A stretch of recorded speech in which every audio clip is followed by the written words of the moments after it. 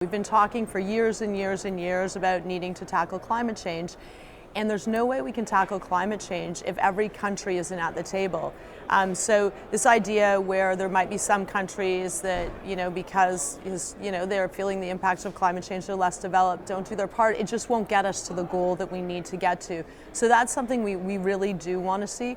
We also are looking for countries to come back and improve on their targets.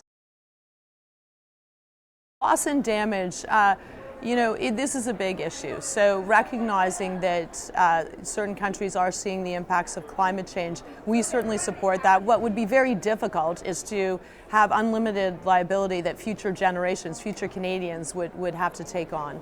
You've interviewed Canadian environmentalists one of them, I'll just quote to you, said Canada has played a more constructive role, there's no doubt about it, and yet they're utterly disappointed that Canada can't compromise on this point. He said to me that he felt that it was a deal breaker. Is that your sense as well? I think there are a lot of discussions going on, and I think that a lot of countries recognize that having unlimited liability would just be a huge problem, and that's why I think climate financing is so important. I feel badly that people are disappointed, but we also have to be realistic. I've got a job here to do, which is, look for the best deal possible, but also, make sure that we're looking at Canadian interests. And I think this is the best way that we can support getting a deal, by providing financial support, very significant, doubling our financial support to developing countries.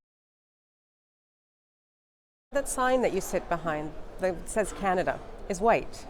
My understanding is that means that Canada isn't a signatory to Kyoto. I just wonder what it felt like to be sitting behind that sign when everybody else's sign is black.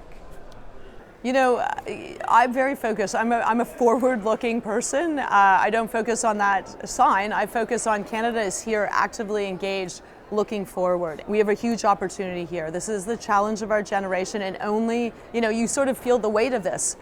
The people around that room have an opportunity to make a real difference, and if we don't, we are all going to be in trouble. As I say, we're looking forward, we're looking for an ambitious agreement, and we're doing everything we can to get one.